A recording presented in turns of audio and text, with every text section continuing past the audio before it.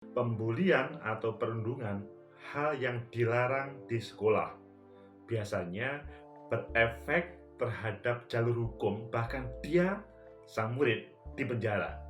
Namun khusus kasus ini, karena bulian, seorang pelaku pemerkosa terhadap murid ditangkap dan masuk penjara. Bagaimana menurut kalian? Menurut analisis saya,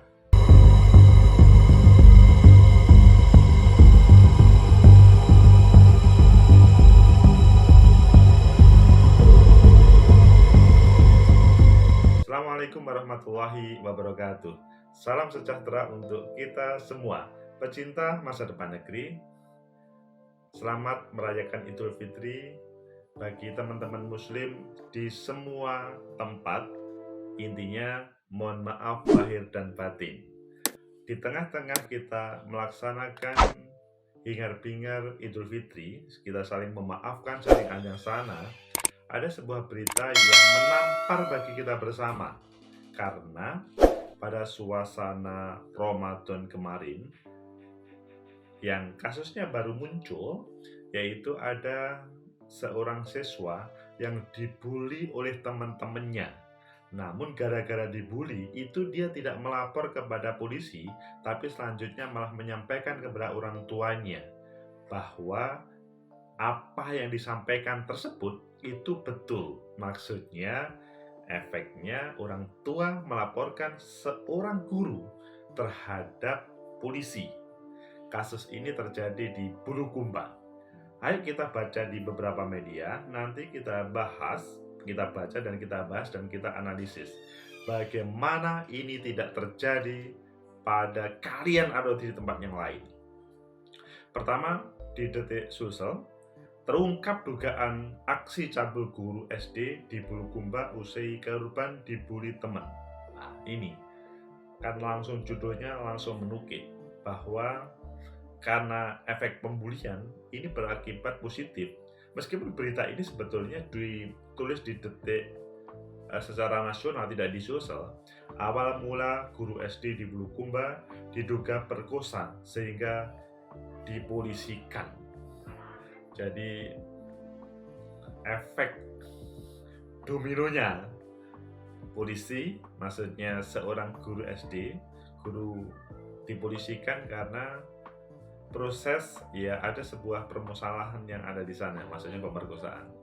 Kemudian kalau di tempat lain, itu kita bisa membaca di FIFA, guru honorer SD di Bulukumba perkosa 3 muridnya di sekolah. Oh, ini ngeri. Jadi substansinya sama tetapi dengan judul yang berbeda. 3 muridnya. Ayo pilih yang mana kalian? Oke, kita pilih yang kedua di FIFA, meskipun nanti kita hubungkan dengan di satu. Guru honorer di Bulukumba perkosa 3 muridnya di sekolah. Ini sebuah kejadian yang menjelang Idul Fitri kemarin. Seorang guru sekolah dasar di Kabupaten Bulukumba, Sulawesi Selatan, berinisial MA, berurusan dengan hukum. Pria 50 tahun ditangkap polisi dilantaran diduga telah memperkosa 3 muridnya di tempat dia mengajar. Wah, ini guru yang tidak bisa menjadi contoh di tempat dia mengajar. Coba bayangkan. Biasanya kan kalau di tempat mengajar itu kan proses belajar mengajar yang serius. Bagaimana siswa bersemangat untuk meraih masa depan. Polisi menangkapnya berdasarkan laporan korban berinisial NA yang didampingi oleh orang tuanya beserta 2 korban lainnya berinisial AN dan MA.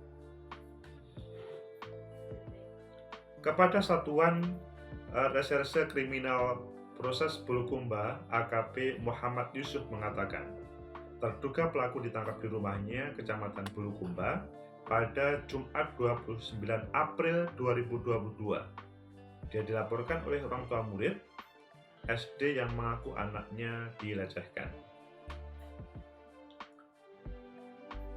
Selanjutnya, Pelaku MA merupakan guru honorer di salah satu SD di Kecamatan Bulukumba. Dia memerkosa 3 anak muridnya yang masih kelas 4 SD. Ya ampun, kelas 4 SD. Kalian bisa bayangkan, kelas 4 SD kan masih sangat kecil. Terjadi di 2 tempat berbeda. Pertama, di kantor ruang guru sekolah. Wah, ngeri juga ini. Di tempat ruang guru. Yang kedua adalah di rumah pribadinya. Yusuf menyebut aksi tak senonoh pelaku diketahui berlangsung sejak April 2021. Modusnya dengan mengiming-iming para korbannya dengan sejumlah uang. Dia menjebak para korban ini dengan iming-imingan uang. Waduh, ini bahaya ini kalau anak juga sudah mulai. Dan jadi orang tua juga harus berpikir, maksudnya terkait dengan keuangan harus tercukupi deh. Korban yang tak tahan lagi akibat ulah sang guru akhirnya memberitahukan kepada orang tuanya, melaporkan kejadian itu kepada Polres Bulukumba. Kalau di tempat lain, maksudnya di Detik tadi, itu dicatatkan bahwa ini efek sesudah dibully baru melaporkan, maksudnya baru menceritakan kepada orang tua, baru orang tua yang melaporkan kepada kepolisian.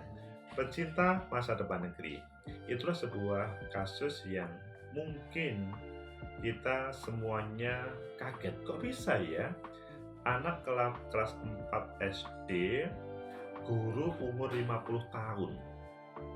Ya, bisa saja terjadi. Dan salah satu kasusnya itu dilaksanakan pada bulan Ramadan, maksudnya pada waktu melaksanakan puasa. Wah, ini malah menampar sekali terkait dengan kasus ini.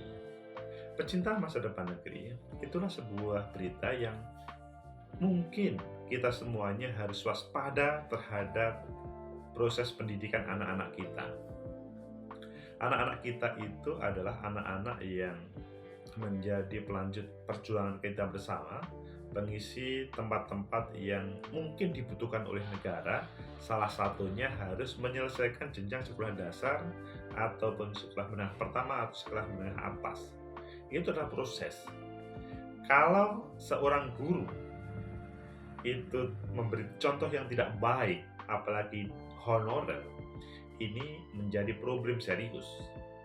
Tapi mungkin pertanyaan pertama adalah, mengapa seorang guru yang masih honorer berani untuk melaksanakan hal itu? Atau kalau selain berani, mengapa hal itu bisa terjadi pada guru honorer 50 tahun? Pecinta masa depan negeri. Jadi kalau ngomong terkait apa yang menjadi pemerkosaan, ya pemerkosaan itu terjadi bisa karena ya dia bersemangat, ada problem dalam keluarganya, kemudian bersemangat untuk memerkosa, atau mungkin bersemangat karena mungkin ada peluang. Tapi coba bayangkan ya, umur 4 tahun. Meskipun umur berapa tahun pun juga tidak boleh pemerkosaan itu. Hal yang kelihatannya orang umur 50 tahun itu kan gak mungkin ya, tapi ini terjadi. Maka yang langkah terbaik adalah kepada orang tua untuk hati-hati hal ini terjadi. Kemudian, mengapa siswa, kalau tadi guru, kemudian kedua adalah mengapa siswa bisa diperkosa? Ya bagaimanapun dia korban. Kalau siswa diperkosa itu karena dia korban. Bagaimanapun dia pasti tidak menginginkan. Ini kebejatan, ya tentunya tidak semua guru ya. Ini kasus guru yang nakal. Yang dia umur 50 tahun tega memperkosa muridnya sendiri. Pecinta masa depan negeri, seorang kepala sekolah harus mempunyai perhatian terhadap gurunya. Pengawas sekolah perlu mempunyai perhatian kepada para guru, begitu juga para pengawas sekolah. Maksudnya coba diperhatikan semuanya. Kemudian pada suasana Ramadan itu kan gak masuk akal seseorang bisa melaksanakan hal yang dilarang oleh agama. Apalagi di Bulukumba ya. Di Bulukumba bagaimanapun sedikit banyak identik dengan agamis, di sana mengapa hal itu terjadi? Nah, maka di sini adalah memang apa yang harus dikerjakan oleh pihak-pihak tadi itu pada sasarannya, tepat pada sasaran. Jadi memang siapapun ya, ketika tidak ada pantauan, tidak ada pengawasan, maka kalau dia melanggar itu maka akan terjadi sesuatu yang di luar pantauan, misalkan regulasi yang ada ataupun apa yang telah dibuat komitmen dalam lembaga yang tersebut. Pecinta masa depan negeri, selanjutnya ini yang menjadi tema, pembulian. Kan kalau biasanya bully-membuli itu sesuatu yang dilarang, sesuatu yang harus dijauhi. Ini malah mengakibatkan positif. Sehingga kalau menurut saya, kalau ada proses bully-membuli, maka tidak usah kita langsung terkaget-kaget atau segera melaporkan ke polisi ini pembulian ataupun lainnya. Tapi coba dicari tahu apa substansi dari pembulian tersebut. Apakah karena memang pengen ngerjain kepada siswa, maksudnya temannya siswa, teman yang lain, atau karena memang berdasarkan dari pengalaman. Maksudnya kalau berdasarkan pada satu kasus di Bulukumba ini, kan melihat, ini kan, si A, kamu pacarnya Pak Guru A, Pak Guru B. Itu kan kelihatan bahwa apa yang disampaikan murid yang tidak mempunyai keinginan macam-macam kecuali ya dia menyuarakan sesuatu berdasarkan apa yang dia lihat, selanjutnya kemudian tersampaikan kepada siapapun. Yang lebih terlihat adalah sang siswa yang dibully selanjutnya melaporkan kepada orang tuanya. Melaporkannya bukan melaporkan bahwa sang pembuli siswa yang lain itu nakal, bukan, tapi malah mengaku saya diperkosa oleh guru, maksudnya guru tadi. Nah, ini akibatnya orang tua kan pasti, wow, kok bisa? Sangat naik pitam mendengar kalimat tersebut. Maka akhirnya gara-gara pembulian ini, sang orang tua didampingi para pembuli akhirnya melaporkan terhadap, maksudnya kepada kepolisian, ya sang guru cabul tersebut. Sehingga dari sini maka pembulian di sini tidak berakibat atau berefek negatif terhadap para pembuli, tapi berefek positif terhadap proses hukum yang ada. Pecinta masa depan negeri, melihat hal ini semua, maka kita melihat di dalam dunia pendidikan kita, kalau sekarang yang ditampilkan dengan Merdeka Belajar. Merdeka Belajar di situ adalah diberikan kesempatan kepada sekolah atau kepala sekolah untuk bagaimana menghadirkan sesuatu yang bisa mampu menarik siswa untuk meraih masa depannya, dan mungkin bisa dipahami oleh siswa tentang proses pendidikannya. Di sini perlu perhatian terhadap para guru-guru yang mungkin menerjemahkan dengan polanya terkait dengan Merdeka Belajar itu, nggak taunya itu sebagai modus. Itu perlu hati-hati. Yang pasti Mas Menteri mempunyai kebijakan yang bagus. Merdeka Belajar memberikan setiap sekolahan tidak harus sama, setiap guru tidak harus sama. Namun perlu mendapatkan perhatian para kepala sekolah, pengawas sekolah, bahwa sang guru harus dipantau. Misalkan mereka diajak untuk mengerjakan sesuatu di luar sekolahan atau di dalam sekolahan di jadwal atau di jadwal pelajaran yang berbeda, itu perlu hati-hati. Jangan sampai kebijakan Merdeka Belajar yang dihadirkan oleh Mas Menteri disalahartikan, bahkan digunakan untuk modus oleh para guru yang nakal-nakal tersebut. Karena keinginan Merdeka Belajar bagaimana siswa meraih masa depan dengan sesuai dengan kesukaannya. Begitu juga guru mendampingi sesuai dengan apa yang menjadi kebutuhan siswa atau peserta didik, menjadi berubah kalau tidak semua komponen berjalan sebagaimana adanya.